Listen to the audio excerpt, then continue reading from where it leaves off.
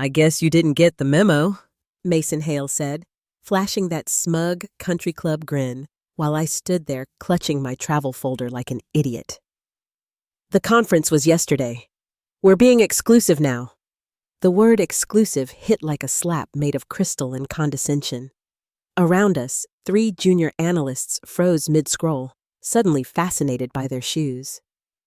I glanced at the itinerary I'd printed that morning. Hotel booked, flights confirmed, name badge prepped, and realized he'd pulled the plug behind my back. 12 years. 12 years of building this department from a broom closet beside a tea into one of the top-rated federal grant compliance teams in the Midwest. And now I was being reduced to legacy noise, as he'd called me last week, loud enough for HR to pretend not to hear. He wanted me out of sight, maybe out of mind. But the thing about legacy noise is, it echoes. I didn't say a word. I just folded the folder in half. The cardstock cracked cleanly, the sound sharper than anything Mason said next. He'd already turned to his new chief of staff, Chloe, who seemed qualified mainly by the number of likes on his weekend golf selfies. "You'll be briefing the DOE partners now," he told her, handing over the binder I'd built from scratch. The same one I'd reviewed 3 times, every figure cross-checked. She nodded too fast, high on ambition and espresso, thrilled to represent. Mason clapped her shoulder. "You'll crush it." He didn't look back. He didn't have to. Message received. Don't let the door hit you, and if it does, make sure it doesn't scuff his view. Back at my desk, the air felt stale. My inbox blinked with vendor disputes and half-answered questions, but all I could hear was exclusive, echoing like I was an off-brand handbag at a country club yard sale. I didn't reply to anyone. Didn't text my husband. Didn't cry in the bathroom like Mason probably hoped. I opened my compliance logs instead. Created a new tab in the audit sheet, int bypass 0425. And I started logging. Not IT tickets, not resolutions, human data. Every missing CC. Every meeting moved without me. Every shrug that said you're being phased out. It would read like a slow-burn autopsy when the time came. Within a week, Mason had modernized communications with the Department of Energy, which meant routing everything through himself and Chloe. I, the woman who'd authored our last $200 million in grant procedures, was suddenly benched. They erased my name from planning decks, canceled my one-on-ones with DOE liaisons, even reassigned my ergonomic chair. Petty climbed like humidity in July. I kept working. On paper, business as usual. Behind every polite smile and looped-in thanks, I watched. Mason didn't understand that silence isn't submission, it's precision. Then came the memo. 6:42 a.m. Subject line, Streamlined Protocols for Federal Communication. Effective immediately. It had that faux urgent corporate tone like someone just invented compliance yesterday. Inside, Mason's framework stripped our department's authority completely. All external correspondence, grant officers, auditors, liaisons, would now funnel through Chloe. The same Chloe who once asked if federal allocations come pre-approved like credit cards. The new org chart was color-coded. Mason loved color like a cat loves lasers, placing himself at the top, Chloe beneath, and the rest of us as support pods, apparently what we called senior specialists now. My name wasn't mentioned. I read the memo 3 times, then logged it. Recipients, timestamp, missing CC, and a screenshot of Chloe's Slack post. Just a heads up. Mason owns all comms now. That emoji would later be the funniest piece of evidence I'd ever use. I didn't storm into his office. I didn't call HR. I documented. Because compliance isn't about who yells loudest. It's about who has receipts when the music stops and someone's left holding the wrong bag of money. Later that morning, Mason called a town hall, Costco muffins, bad coffee, and worse buzzwords. Agility pipeline, cross-functional narratives. He glowed under fluorescent light like a TED Talk villain. Then came the dagger. Legacy systems and legacy voices have served us well, but it's time for a forward-facing architecture." He gestured to Chloe like she was the Statue of Liberty. She beamed. I typed a note. "Mason announces Chloe as DOE liaison. Agency not notified."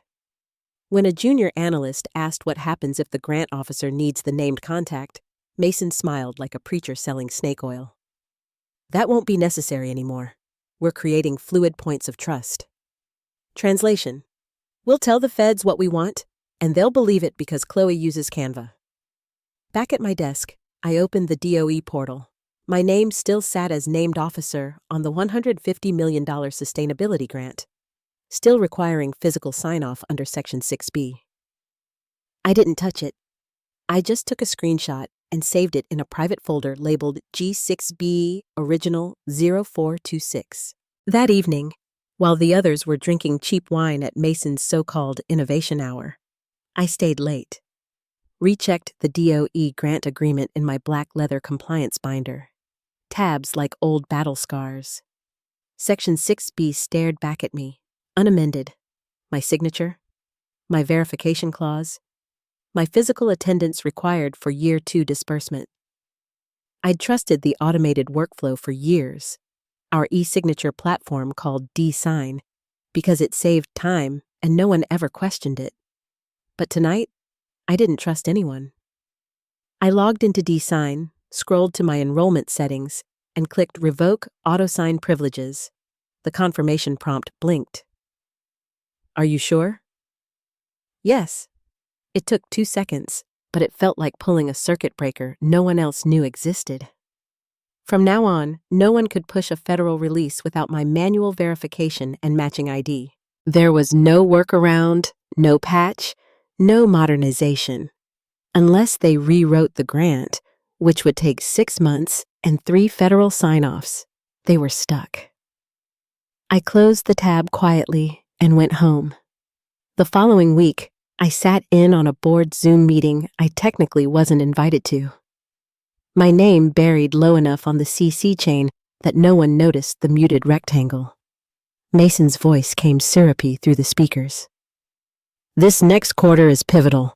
We've repositioned Novaris Compliance, that's what he'd rebranded us now, as a face of forward-thinking federal partnership.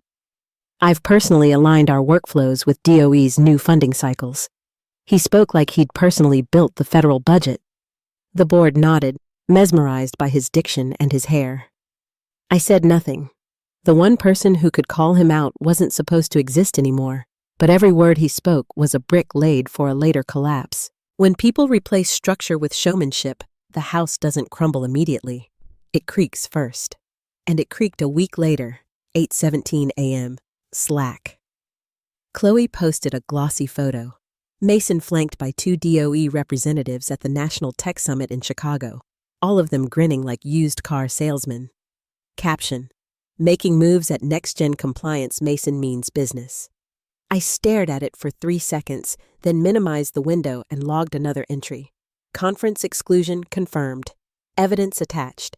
The event I'd been cut from was happening right on schedule, not yesterday, not exclusive. It wasn't about strategy. It was optics. At 10:52 a.m., an email hit my inbox, forwarded from Craig Heller, a federal contact I'd worked with for years. Subject: Quick question. The body. "Hi, Lauren. We didn't see your named officer at the DOE booth this morning. Was that intentional? Need to confirm designation change, if applicable." Craig always wore the same brown tie on Tuesdays and followed every rule by the book. The fact that he'd written directly said everything. I hit reply. I wasn't invited. Calendar invite was rescinded. No emotion, no commentary. Just the truth. Sent it. That was all I needed. I knew Craig would file it in the federal system. It's what compliance officers do. That one line planted the first official flag in the timeline. The DOE database now contained a verified record that the named officer had been excluded. By lunch, Slack exploded again. Chloe posted another photo, Mason shaking hands with the DOE reps. Caption: "Secured the bag. Big things coming Q3, except the bag was frozen. Still pending compliance validation. Still missing me. I turned off notifications and made another pot of coffee. By 1 p.m., analysts were whispering. Someone asked if Mason had officially replaced me on the grant. I smiled. Only DOE can answer that. At 3 p.m., the LinkedIn posts started. Mason's self-congratulatory grin spread like a virus across feeds. He was now the face of Novaris compliance, shaking hands, captioning buzzwords, acting as if the grant money were already wired. It wasn't. I opened DSign again. The disbursement field glowed incomplete. Awaiting manual verification. I took another screenshot and saved it as hold status 0501. Then I opened my tracker, added a new tab, conference omission 0501. Logged Slack photos, timestamps, Craig's email, my reply, and the pending grant flag. The trap wasn't sprung yet, but the wire had been brushed. By Wednesday, people in finance began to sniff around. Someone muttered by the coffee machine, "Treasury's behind again?" Another answered, "We should have seen first tranche funds by now." Mason breezed past, whistling, because of course he did. He'd been shaking hands with people who wrote checks, convinced that charisma could print cash. I didn't even glance up. My silence was calibrated. Toast doesn't move, I thought. It burns. That week stretched like held breath. No alarms, just small bubbles of unease. Twice I passed Mason in the hallway. Once he winked at me like we shared an inside joke. "Bet you're glad you skipped all that conference chaos, huh?" I smiled without words. He thought I was relaxing. I was waiting. By Friday morning, the air in finance felt like it carried static. Procurement had started poking their heads into offices, voices a little higher than usual. "We're getting nudges from a couple of subcontractors," one said. "They're nervous. Last year's grant release came 3 days earlier than this. Still, nobody panicked, not yet." Mason even took a half day to play golf with someone from strategy, while I stayed late cross-checking Section 6B for the 10th time. The compliance clause hadn't changed. My name was still the named officer. The DOE system still showed hold, awaiting manual verification. No alerts yet, but the system didn't auto-escalate until day 12. And this was day 8. I closed my binder and leaned back, staring at the ceiling tiles, that moment right before the storm decides it's going to form. People always imagine collapses start with alarms. They don't. They start quietly, with an empty inbox, a missing spreadsheet line, a joke too casual from someone who thinks rules are for other people. Chloe bounced by my cubicle late that afternoon, all caffeine and optimism. "Just a heads up, we're drafting a thank you post for our DOE partners. Mason wants to tag them on LinkedIn, but I couldn't find the right contact. Wasn't there a guy? Brown tie?" "Craig," I said. She snapped her fingers. "That's it." Anyway, Mason says we're in great shape. He even said, and I quote, "Money's basically in the pipeline." I smiled politely. "You might want to hold off tagging DOE until funds are posted." They frown on premature victory laps. "Oh, totally." She laughed and hummed her way out. That night, I made one final note in my log. Team proceeding under assumption of imminent funds. No queries to compliance. DOE status unchanged. Everything looked normal, which of course was the problem. Monday came with the kind of email that makes everyone's stomach drop. Subject, urgent. DO, grant release hold. Timestamp, 7:04 a.m. Sender, Lauren Klein, internal audit. Recipients, finance, legal, compliance. 6 words, 2 question marks. The audit version of a scream. The body was short and clinical. While reconciling Q3 grant projections, I noticed DOE's portal lists the disbursement as release hold pending verification. Expected this to post last Friday. Can anyone confirm if this is a processing delay or a compliance trigger? I sipped my coffee and didn't reply. The first answer came from finance. Probably internal lag. Treasury's been slow since the fiscal transition. Nothing flagged here. Calm. Too calm. Lauren, bless her organized soul, replied with a screenshot zoomed in and circled red. This isn't Treasury, it's DOE. Grant fully approved, but being held for incomplete compliance certification. That doesn't happen automatically. Someone didn't sign. The office temperature dropped 3 degrees without the thermostat moving. Then came the flurry. Emails pinged like microwave popcorn. Who's the current signator? Did Chloe get confirmation from Lauren on that? Wasn't Mason handling DOE now? Should we loop in legal? I minimized the thread, opened my compliance tracker, and created a new tab. DOE/release hold 051 ASA. Log timestamps, headers, attachments. Took another screenshot of the frozen portal. Still listing named officer L. Brooks. Still waiting on manual sign-off. Chloe finally replied to the chain, trying to sound confident. We're following up with DOE now. Pretty sure this is a backlog from post-conference processing. Mason already connected with our liaison, except Mason wasn't on the thread. His auto-reply said he was out of office, attending BizNext Labs executive breakfast, back by 10:30 a.m. Legal chimed in, their tone sharper. Clarify. DOE funding disbursements are contingent on compliance verification by the named officer of record. If that signature was not submitted, this is not a delay. It's a procedural block. By 8:12 a.m., 14 replies, 3 attachments, and the faint scent of panic disguised as professionalism. Someone tried calling Craig. He was in meetings, naturally. I sat at my desk finishing my monthly vendor reconciliation, flagged a travel overage, scheduled an update. Routine movements, calm and deliberate, while watching the storm swirl around me. They'd built a tower out of buzzwords and borrowed authority, and now the first cracks were showing. No one had asked for my help yet. They hadn't even realized the fix ran through me. And when people finally understand the rules they've ignored, that's the best part. You don't need to raise your voice. You just need to wait for gravity to finish the job. At 9:37 a.m., Craig finally replied. His email was short, factual, and devastating in its simplicity.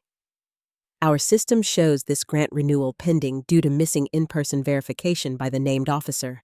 A clarification request was sent last week. Still awaiting reply. And just like that, the silence shattered. The issue wasn't a delay. It was a block. A procedural one, unshakable, irreversible without me. I printed Craig's email, stapled it to my monthly reporting packet, and slid it into the outgoing tray. Then I updated my audit log, line 14, system working as designed. The meeting invite hit my calendar 2 minutes later. Subject line, emergency. Location, 10th floor boardroom. The same one I hadn't stepped into since Mason's modernization campaign began. The kind of room that always smelled faintly of dry erase markers and nervous money. I arrived 5 minutes early, sat near the end of the long glass table, not at the head, just in that quiet pocket where no one expects you to speak unless they're desperate for either a scapegoat or a miracle. Mason was already there, pacing, jacket slung over a chair, sleeves rolled up the way men do when they want to look both hardworking and heroic. Chloe sat beside him, flipping through a binder like she was auditioning for a courtroom drama. Legal was present, finance too. 2 board members on video, 1 in person, and unexpectedly, Michael Chen from Ernst & Young Compliance Advisory, an external auditor. That was new. Mason cleared his throat, smiling like he believed charisma could notarize reality. Thanks, everyone, for jumping on short notice. I want to assure you we're treating this DOE disbursement hiccup with full urgency. This looks like a procedural mix-up, a clerical issue from post-conference documentation. We've already reached out to DOE. This is temporary, not structural. He paused, searching for approval. None came. Let's keep perspective, he added. Compliance systems are complex, and frankly, some of our legacy workflows haven't caught up with how we've modernized communication. There it was, the blame engine revving. Legacy workflows. Translation. If something failed, It wasn't his fault. Legal spoke next, voice as flat as black coffee. Mason, to be clear, DOE flagged this as a release hold under Clause 6B. That's not clerical. That's contractual. Mason smiled, tight but unbothered. Which is why I'm saying it's a miscommunication. Once DOE understands our updated structure and new liaison setup, we'll be fine. Finance leaned in. Do you have documentation showing DOE accepted a change in named officer designation? We're now 13 days past expected funding. Vendor payments are floating on borrowed credit. Mason glanced at Chloe. She hesitated, blinked twice, then said, "We submitted an internal memo noting the restructure. It's possible it wasn't mirrored in their system yet." Mirrored, not filed, not accepted, not legally binding. Mirrored, like she thought the DOE could look into a puddle and see compliance reflected back. Michael Chen, the auditor, set his pen down. His voice was calm but surgical. "Let me save everyone time. DOE doesn't mirror, it verifies. Clause 6B explicitly states that funds are not to be released without in-person verification by the named officer of record. That record still lists Lauren Brooks." Every head turned. Even the HVAC seemed to stop humming. Mason laughed nervously. "Sure, technically. But Lauren wasn't even at the conference." One of the board members leaned closer to his mic, voice cutting through the tension. "Why not?" Mason shifted. "We made a strategic decision to present new leadership. Lauren wasn't part of the outward-facing team. We assumed approval would follow the normal path." "Assumed?" Michael repeated coolly. "With federal funding?" Silence. You could almost hear Finance's blood pressure. I finally spoke, calm, even. "I wasn't invited. The calendar invite was rescinded." Chloe froze. Mason waved a dismissive hand. There was no intent to exclude anyone. It was about optics. "You know how these events are." Michael raised a printed page. "This," he said, "is DOE's record of communication." He read aloud, slow and deliberate. "I wasn't invited. Calendar invite was rescinded." He let the words sit like lead in the air. That one line is now part of the official compliance trail. DOE's system automatically flags for manual hold when the named officer declines required attendance. No one moved. The weight of it settled like dust after an explosion. The board chair finally spoke. "So the delay is not technical?" Michael didn't blink. "No. The grant isn't delayed. It's frozen." The word frozen hung in the room like smoke. For a second, no one even breathed. It wasn't the kind of silence that comes from confusion. It was the heavy, suffocating kind that settles when everyone realizes the ship has already hit the iceberg and they're still holding champagne glasses. Mason's jaw twitched. He tried to smirk, but it looked more like a wince. "Okay," he said, voice shaky but trying for control. "Let's not overreact. This is compliance fine print. DOE just needs confirmation that the right people are in place." Chloe handled the conference flawlessly. "It's procedural." Michael didn't flinch. "Clause 6B isn't procedural," he said evenly. "It's statutory. It's part of the federal disbursement terms. Without in-person verification from the listed officer, funds cannot be released. There's no gray zone here." The board chair, a sharp-eyed woman named Evelyn Park, leaned forward. "Lauren," she said quietly, "did you decline this on record?" I met her gaze. "I wasn't expected to attend," I replied. My tone was calm, deliberate, not defensive, not proud, just factual. Mason let out a dry laugh that cracked halfway through. "Look, we delegated. Chloe was there. She represented the team. DOE knows we've updated our structure. There was no malicious intent." Michael raised a brow. "Delegation doesn't change legal authority. The DOE doesn't care about internal optics. They care about the name on their system." Chloe shifted uncomfortably. color draining from her face. "We thought—" "You assumed?" Michael interrupted, his voice slicing through hers. "And now you've triggered a federal hold." The CFO finally spoke, his voice low, each word like he was swallowing gravel. "How much money are we talking?" Michael didn't look at him. $50 million, the next scheduled disbursement. And depending on DOE's review, the remainder of the grant could be at risk. The temperature in the room dropped again. Evelyn's expression hardened. Mason turned to me, desperation creeping into his tone. "Lauren, you could have told us. You could have said something before this blew up."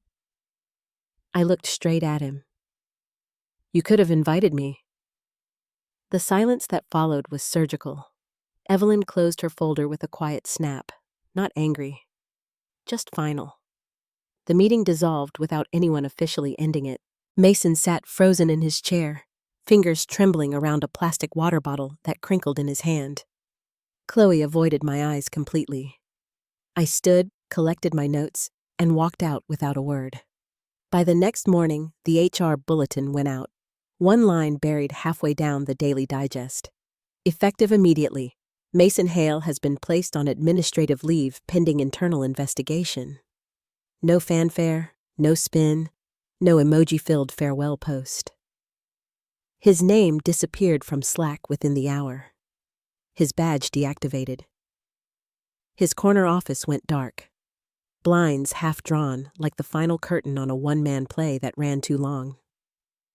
Chloe was reassigned to strategic partnerships, which everyone knew was corporate purgatory, an exile with Wi-Fi. Legal took over DOE communications, sending formal acknowledgement of non-compliance and requesting resubmission protocol. Nobody tried to spin it now. The facts were immovable. The system had done exactly what it was built to do.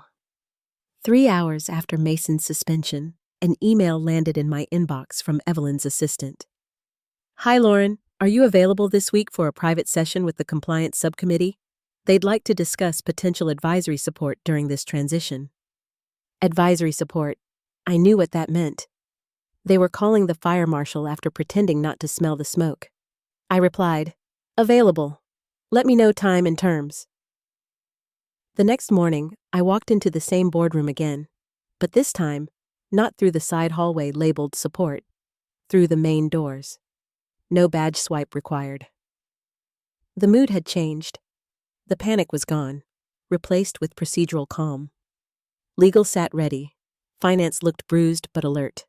Evelyn stood, extending her hand. "We want you to lead the resubmission," she said. "DOE confirmed that if we handle this transparently, by the book, they'll consider releasing funds next quarter. But they require oversight that's, quote, trustworthy and unambiguous." I nodded slowly. "I won't come back as staff," I said. "No org chart, no reporting line." "Understood," Evelyn said. "Full autonomy, direct contact with DOE, and access to internal audit tools. You'll have it." I paused, and compensation aligned with risk. She smiled faintly. "Name your rate." That was how I returned, not as the forgotten legacy voice, not as a rescued employee, but as the one person they couldn't afford to exclude again. They gave me the project room on the 9th floor, the one with real sunlight and glass walls that actually opened. A few hours later, the CFO stopped by, still rubbing his temples like he'd been nursing a hangover made of bad decisions. "You've got the lead," he said quietly. "Tell me what you need." I slid a binder across the table, slim, clean, nothing performative about it. Inside, a full compliance reset plan.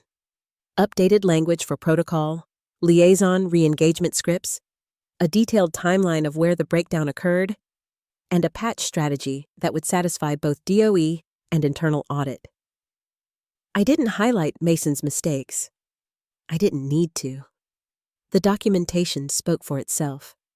The system had already done the job of accountability.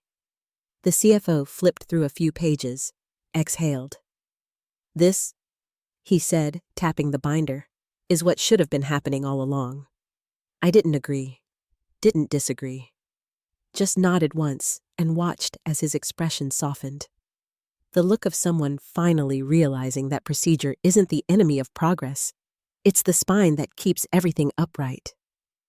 Outside the conference room, Novaris hummed along as if nothing had happened. Emails flew, meetings buzzed, people recycled jargon they didn't fully understand.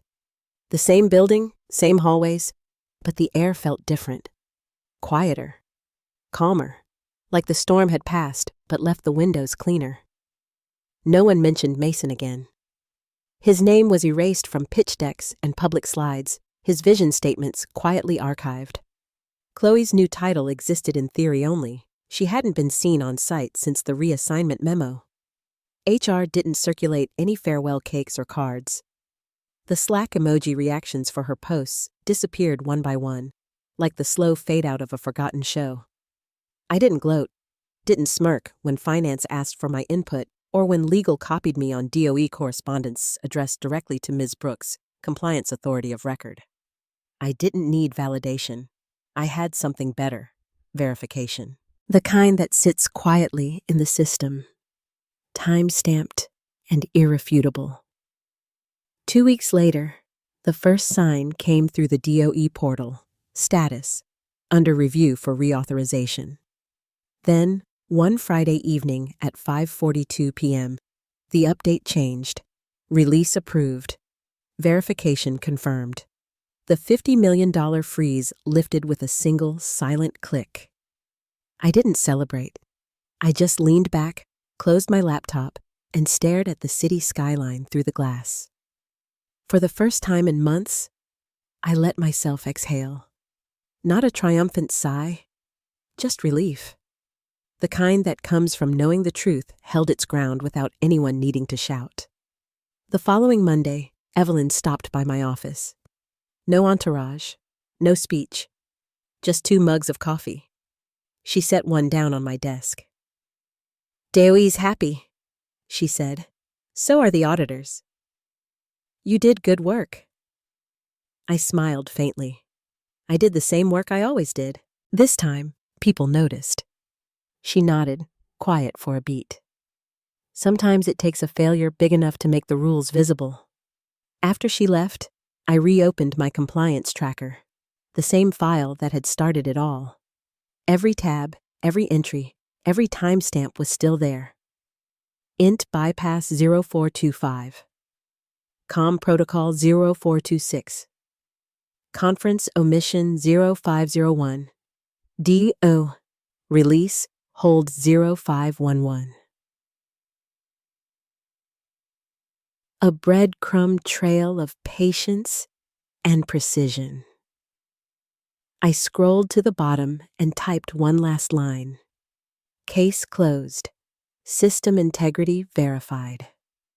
Then I saved the file, closed it, and finally powered down my monitor. I didn't need an apology. Didn't need an award or a post on the company feed with my name in bold letters and a string of hollow thank yous. All I ever wanted was what the system itself had always wanted. Accuracy, accountability, a signature where it belonged. In the end, the house hadn't burned down. It had just learned who knew where the exits were. And that, I thought, was enough.